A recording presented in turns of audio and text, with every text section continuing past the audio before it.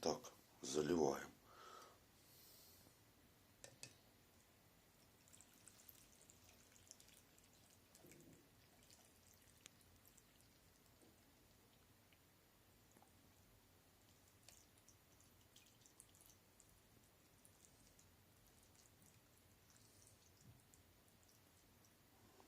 Ну вот, 0,7 примерно баночка. Вот, полулитровая бутылка. И 100 грамм воска вот такого сюда влезло. Так, можно посмотреть. Заполнилось. Я сказал, около 5 дней нужно, чтобы оно постояло.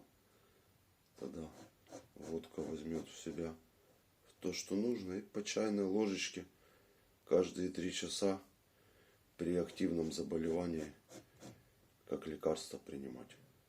Такая тема. Подписывайтесь на наш канал.